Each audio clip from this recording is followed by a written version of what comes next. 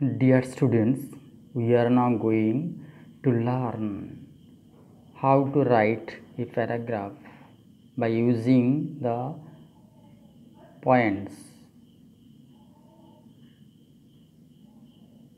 In the Madhyamik examination or board examination, there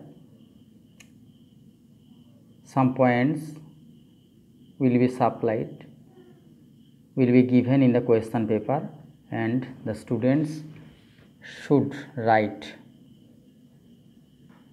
the paragraph by using the following points. If they write or memorize any topics and write their own without using point, the number will be deducted. They cannot get full marks. They must write by using the points. Now we go to the topics. There is a question: write a paragraph on a visit to a village fair using the following points. এখানে একটা পয়েন্টসগুলো দেওয়া, অনেকগুলো point দেওয়া আছে। Point ব্যবহার করে কীভাবে আমরা একটা ভিলেজ ফেয়ার সম্বন্ধে একটা রচনা লিখব সেটাই আমাদের এখানে দেখব। প্যারাগ্রাফ লিখব যে এখানে প্রথম দিয়েছে প্লেস, জায়গাটি সম্বন্ধে, occasion, fair ground, stalls, various articles, people in the fair, conclusion. তাহলে ফার্স্ট আমরা হেডিংটা দেখব, বড় হাতে ক্যাপিটাল লেটার লিখব, a visit to a village fair. A visit to a village fair এই টাইটেলটা আমরা কিন্তু ক্যাপিটাল লেটারে লিখব।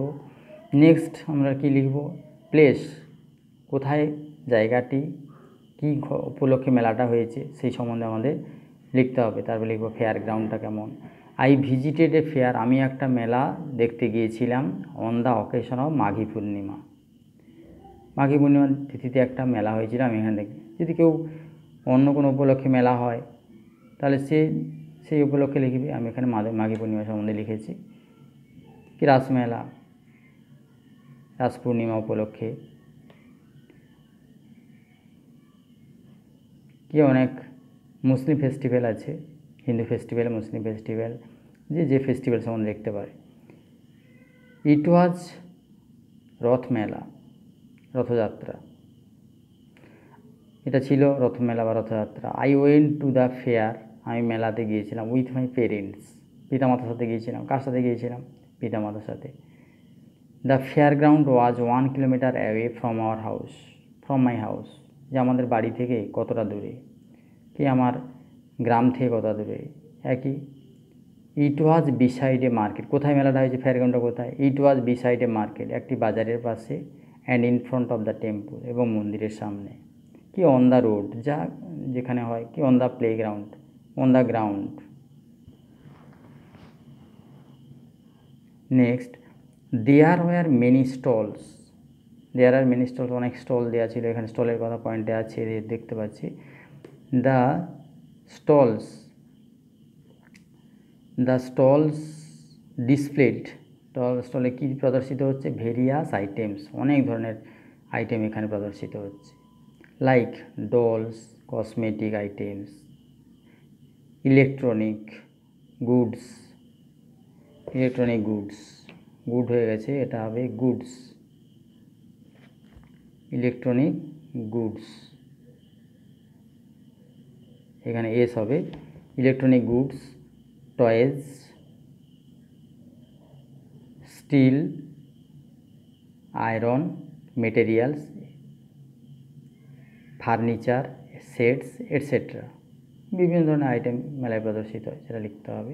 ভার্বটা ঠিক রাখবো এবং সাবজেক্টটা ঠিক রাখবো, এবং যে যার মতো আমরা বানিয়ে ওগুলো বিভিন্ন মেটেরিয়ালসগুলো আমরা আইটেমগুলো লিখতে পারি। পিপুল জসল্ড ইচ আদার, পিপুল, লোকেরা কী করছিল? একে ওকে ধাক্কা মারছিল। Bargained in front of every stall, প্রত্যেকটা স্টলের সামনে কী হচ্ছিলো? বার্গেনিং হচ্ছিল, দর কষাকষি হচ্ছিল, কে কত দামে কিনতে পারবে। Children were crying for toys, শিশুরা কী করছিল, তারা খেলনার জন্য কান্নাকাটি করছিল, খেলনা আবেদন করছিল যে খেলনা কিনবো। পিপুল শুড, কি অনেকে খাওয়ার জন্য আবেদন করতে পারে, কান্না করতে পারে, তাহলে খাওয়ার কথা লিখবো, ফর ফুড লিখবো। পিপুল শুড রেসপেক্ট, লোকেরা কী করছিল, প্রণাম করছিল টু দ্য গড, ভগবান god. People drew the roof of the rath, রথের দড়ি টানছিল লোকেরা। আই ড্রিউ না লিখে পুলড হতে পারে এখানে, এখানে যদি লেখা যায় ড্রিউ না লিখে আমরা যদি পুলডও লিখতে পারি, PULLED, pulled. People pull the rope.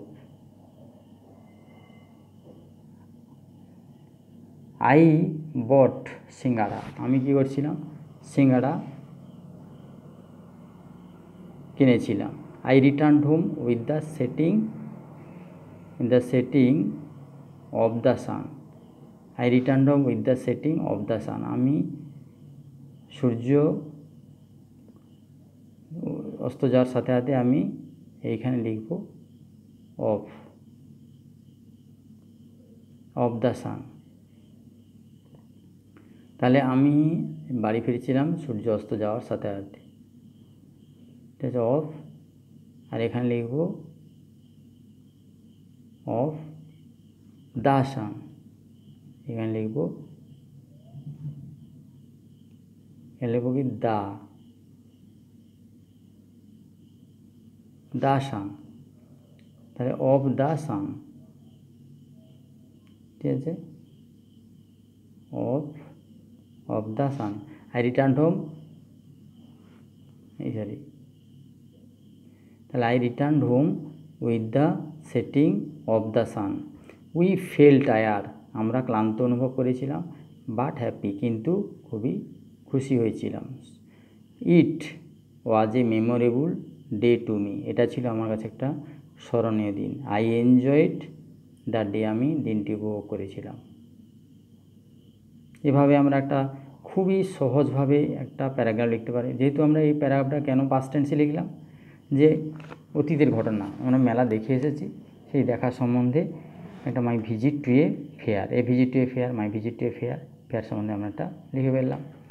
এবং যারা খুব দুর্বল প্রকৃতির স্টুডেন্ট, তাদের জন্য এই লেখাটা অনেক ভালোভাবেও, আরও স্ট্যান্ডার্ডভাবেও লেখা যায়, বিভিন্ন বই ফলো করেও লেখা যাবে, ঠিক আছে, খুব সহজভাবে যেটা বোঝানো যাবে।